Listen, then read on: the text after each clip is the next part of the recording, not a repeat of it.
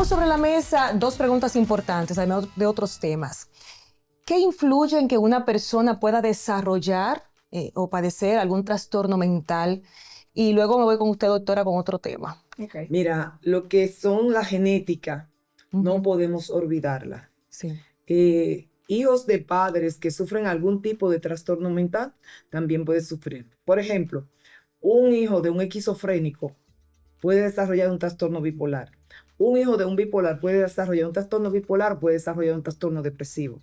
Entonces, ya teniendo una genética, nosotros siempre hablamos mucho, yo soy docente escolar, sí. Yo soy docente universitaria, y yo soy de la que le digo a mis muchachos en la universidad, identifiquen en su familia su problema psiquiátrico, y cuando ustedes se enamoren, identifiquen el problema psiquiátrico que pueden haber en su otra familia, porque si se suma la genética mía con la genética de la pareja, entonces hay una potencialización en el hijo de que esos hijos saquen esos trastornos, aunque los padres no lo tengan. La segunda generación es más frecuente sacarlo. Y perdón, y si ya sabemos que, bueno, mis padres, mis abuelos, mis tíos tienen esta situación, ¿yo puedo hacer algo para prevenir que no me pase o no? También, claro. ¿Qué puede hacer? O sea, de alguna manera la genética es como la harina en el ingrediente, pero tú tienes también el azúcar, tienes la levadura y tienes el huevo, y entonces allí donde son todas las conductas aprendidas, donde son todos los factores protectores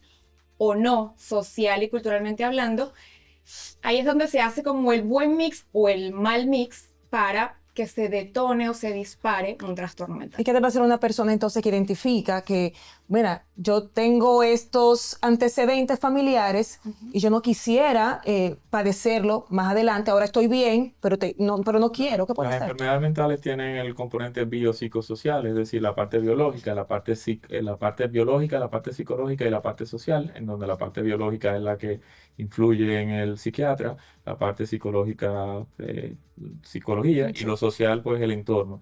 ¿Qué se puede hacer para prevenir esto? Pues teniendo el conocimiento de que si mamá, papá, abuelo, bisabuelo sufrían de alguna condición de salud mental, evitar este tipo de comportamientos que me lleven, evitar exponerme a estresores o a estrés que sean de manera prolongada, llevar buenos hábitos de vida saludable, hacer ejercicio, todo lo que no se pone en una receta, que no sea farmacológico, que a la gente no le cuesta nada hacerlo, pero muchas veces cuidar la parte del tener buen hábito con lo del sueño, que el sueño es ese momento reparador en donde todo lo que yo he perdido lo repongo. Entonces fíjate que te he mencionado cosas que no conllevan a un gasto en absolutamente nada, y a veces las personas se resisten por el mismo uso del celular, la pantalla, las redes sociales, que ahí confluye o empieza todo, en donde tengo esa mala noche, al otro día estoy irritable, viene el estresor y puede entonces debutar o detonar en una enfermedad mental. O sea, que el trastorno del sueño puede ayudarte a detonar otro trastorno. Voy a enseñar algo. No hay un trastorno psiquiátrico donde el sueño no esté alterado. Sí. Inclusive, el trastorno del sueño muchas veces es el síntoma prodrómico, o llámese, el primer síntoma que te puede alertar a que tú vas a desarrollar una enfermedad mental cual que sea. Es tanto así que se ha demostrado, yo tengo amigos oncólogos, que ellos me mandan sus pacientes. Y nosotros tenemos una tesis que ya prácticamente es una teoría, ya no una hipótesis, que los pacientes que tienen cáncer, tú le pones antidepresivo y ayuda a que el factor tumoral no aumente y que el cáncer sea menos agresivo. Interesante estudio. Está en la literatura también escrito que a mayor estrés, mayor influencia en el factor tumoral. ¿Qué te estoy diciendo? Que cualquier depresión, cualquier enfermedad que tú tengas, que te estrese, te va a desarrollar un cáncer. Que no solo el trastorno del sueño como un disparador para cualquier otro trastorno, sino también como se le ha restado importancia al estrés. Como vivimos en un mundo tan lleno de estrés, y yo le resto importancia, o bebo lo normalizamos ya, o me escapo de mi situación de estrés. Era lo que decíamos, son como dos muy malos amigos que se juntan, la alteración del sueño y un estrés disparado, mal manejado, mal gestionado, que potencia. O sin Entonces, sin manejar, en una sociedad estresada como la que vivimos, hay que ir a terapia, doctora. Preferible e idealmente sí. O sea, para empezar, no todo el estrés es malo. O sea, hay Ujú. dos tipos de estrés, el eustrés y el distrés, o estrés positivo y estrés negativo. El estrés es favorable para funcionar y a muchas personas les permite ser más productivos, más eficientes, resolver Rápidamente, más ¿cuál es el cosas. positivo? ¿Cuál es el positivo? No te vas de viaje. No, te voy a hacer un ejemplo. Mira un positivo. Ajá. Tú eres una persona hipoactiva.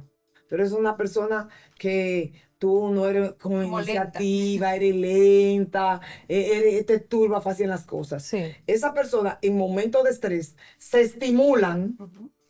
y se ven activas y funcionan Tiene otro ritmo. y Exacto. toman la acción que deben. Ok. Pero el Entonces, estrés ahí el estrés te ha dado un punto Pues sí, positivo. Es un impulso. ¿Me Pero nadie entiendes? llama eso el estrés. Todos No. llamamos estrés solo al que te sube el cortisol. Y al que hace te el da dolor de cortisol, te aumenta el espalda y al que te sueño, quita el aumenta la sueño. tensión Ajá. muscular, aumenta la inflamación, incluso la gente no adelgazo y es porque tiene un cortisol alteradísimo.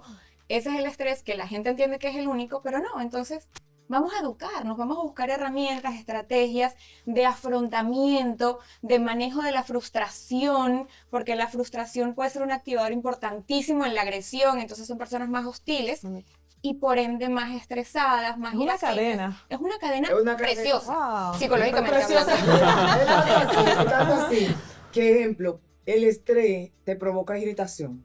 El insomnio te provoca irritación, ya que el cerebro no descansó lo suficiente. Ya ahí tú tienes una conducta agresiva, pero independientemente, esto se vuelve un mecanismo de retroalimentación negativa, donde estas mismas cosas entonces te convierten en depresiva. Hay una realidad y muchas personas te lo dicen. Bueno, yo quisiera ir a un psiquiatra a nivel privado, porque a nivel público también hay toda una ruta, pero es muy costoso. Cuéntame un poquito de esa parte, porque en su consulta privada usted también ve otros elementos. Tenemos dos caras que Yo una tengo misma consulta moneda, privada. pero también conoce el La sector pública, público. claro. Entonces tenemos las dos caras de la moneda. Muchas personas me dicen que no tienen acceso y que el seguro no cubre toda la medicación, uno que otro y el genérico y bueno. Ujú. ¿Cuál es la realidad en cuanto a este tema? Tristemente es una realidad en cuanto a que tener salud mental se ha vuelto prácticamente un lujo en nuestro país.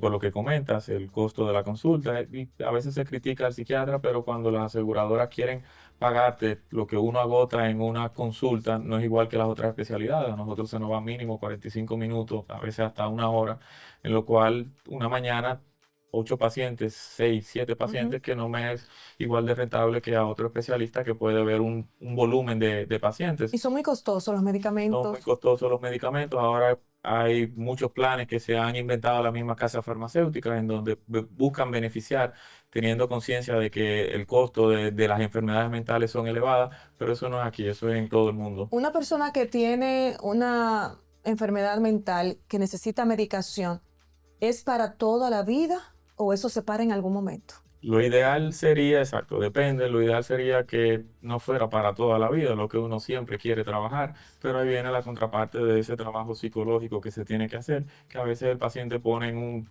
una balanza, ¿qué me va a ayudar más? Y Sí. cuando dice, bueno, psicología no me está resolviendo el tema del sueño, el tema de la ansiedad, y entonces se queda solo con la parte farmacológica, la parte psiquiátrica, y todos esos componentes psicosociales que se hablaban ahorita no se manejan y por ende la medicación se queda para la vida entera. El tema es apasionante. Yo tengo todavía muchas preguntas, pero quiero sintetizar en dos temas. Doctora, con este auge, con el aumento de casos constante, ¿cuál es la disponibilidad de camas que tenemos? ¿Cuáles son los centros donde la gente puede acudir a atenderse, donde se hace esta ruta, psicólogos, psiquiatras, para que tengan la información a mano? Mira, hay una escasez de psiquiatras a nivel mundial, Sí. no nacional, mundial. Con decirte que nosotros llegamos como a 240 y de los 240 hay como 60 en pensión y enfermos. Vamos a ser ¿Y claros. de cuánto fue el requerimiento que se necesita? No, Al el menos requerimiento mínimo se necesitaría un psiquiatra por cada 100,000 pacientes o por cada 50,000 y no ayudaría. ¿Me entiendes? Y aquí ni siquiera podemos llegar a eso. Aquí tenemos 200 para 14 millones de habitantes. Se han abierto habitaciones porque antes teníamos un psiquiátrico y ahí era un depositorio. Ahí no había cardiólogo, ahí no había internista, ahí no había nefrólogo, ahí no había nada. El paciente nada más le veía en la cabeza, pero tiene un cuerpo que se enferma. Vino una revuelta en la salud mental de la República Dominicana. Se crea una ley que es la 1206, Sí. que dice que donde quiera que se dé salud, se debe dar salud mental de acuerdo a lo que se hace ahí. Es decir, que en cada centro debe haber Entonces, en disponibilidad. cada centro donde hay psiquiatra, debe de haber o cama o unidades de acuerdo al espacio del centro. Ejemplo, ahora mismo, centros nuevos que tienen cama, que tú dices, wow, Francis, la unidad de salud mental de un hospital nuevo que hicieron que se llama Mario Tolentino DIP, en la Ciudad de la Salud, en Villamella. Entonces, pero en la Ciudad de la Salud hay una maternidad y hay una habitación para mujeres de salud mental. En Hugo de Mendoza, con un hospital de niños, hay una habitación para niños. En el Ney Arialora hay 2 habitaciones para pacientes de salud mental. Doctora, ¿y en total cuánto tenemos en el Gran Santo Domingo ahora mismo? En el Gran Santo Domingo, si yo te me pongo a calcular, solamente en esa zona ahí, yo tengo 9 habitaciones. 9. En esa zona. ¿Son suficientes? No, nunca van a ser suficientes, pero ninguna de las especialidades son suficientes. Para cirugía no es suficiente, para medicina interna no es suficiente. Nosotros, ¿cuál es la meta? Lograr que donde quiera que haya psiquiatra, haya habitaciones. ¿Por qué? Porque en el hospital donde yo no tengo psiquiatra, yo no hago nada con tener un enfermo mental porque me lo van a maltratar, porque no tienen la preparación. Por ejemplo, Hospital Padre Virginia en Ciudad Nueva, que nunca tuvo, y es un hospital boutique, hay una habitación para salud mental. ¿Una sola? Pero que es un hospital chiquitito. Hay provincias que no tienen camas actualmente. Samaná no tiene psiquiatra. Pero la frontera no tiene psiquiatra. Si ahora mismo hay 10 psiquiatras sin nombrar en el sistema, yo le pido a ellos que se me vayan a esa provincia. Me dicen, en la capital Aquí, o en todo Santiago. Entonces, hay que crear una política junto con el Colegio Médico, la UAS, el Ministerio de Salud Pública, específicamente residencias médicas, y nosotros, de que las plazas que se den a salud mental, que se abrieron 18 ahora, para mi tiempo era una por año. Pero ¿qué pasa aquí? Que los profesionales que entran no se te quieren ir a Pedernales, a Jimaní. No, quieren quedarse aquí en el centro. En el centro. Entonces, eso me va a hacer que yo tenga provincia que no tienen psiquiatra. Tienen que moverse a otras provincias. Ellos no quieren, no sabiendo que cuando tú eres el único en ese lugar, tú eres el matatán de ese sitio. No me quiero ir, se me agota el tiempo. Sin brevemente, doctora, los niños que nacieron en pandemia, le tenemos un trato especial porque son niños que estuvieron aislados, porque son niños que crecieron esos primeros años, no tuvieron en contacto con otros niños y se le da un trato especial. Realmente hay que tener un cuidado especial o hubo que tenerlo en algún momento con esos niños que nacieron en la pandemia. Bueno, cuidado tendríamos que tener con Todos todos. los niños, claro. Yo digo especial. Si bien yo creo que hay una parte que nos invita a ir como con más cuidado con estos niños que los vimos tan vulnerables emocional y socialmente, donde incluso hubo un retraso en el reconocimiento de emociones básicas porque cuando salieron a la calle no nos veían las caras, sino mascarillas. Okay. Está bien que tú durante una temporada digas, mi niño es un niño pospandemia, mi niña es una niña pospandemia y requiere cierto cuidado, cierta atención. Pero ojo, no nos justifiquemos. Esto no es una condena para toda la vida, así como no es una condena ni una obligación la medicación psiquiátrica para toda la vida en muchos casos. Vamos a hacer las cosas bien, busquen ayuda. Si mi niño es irritable ante los ruidos fuertes porque no se expuso a los ruidos en pandemia, si mi niño socialmente es muy tímido porque no se expuso a personas en pandemia, Hay que lleva trabajar. una Estamos terapia. victimizando sin buscar la ayuda. No, Y no estamos haciendo las cosas fáciles. Y reforzando. Porque yo no estoy asumiendo la reforzando responsabilidad conducta. como papá Claro. y reforzando conductas inapropiadas que a largo plazo entonces vamos a Ay, ver. porque nació una pandemia. El que nació en ese tiempo y se quedó tímido, hay que llevarlo a un especialista para que él pueda romper con eso. El que nació con ansiedades y miedo, hay que llevarlo a un especialista. Déjalo que es que tiene depresión. No, llévalo a terapia, llévalo a psiquiatría y vamos a que empiece a generar cambios. Bueno, señores, el tema de la salud mental es bastante amplio y es interesante la conversación y más cuando se tiene con expertos como ustedes, a quienes agradecemos su presencia en Te Lo Explico. Y todavía queda mucho contenido porque, como dije, hay mucho que analizar y mucho que usted debe conocer. Así que vamos a una pausa y regresamos.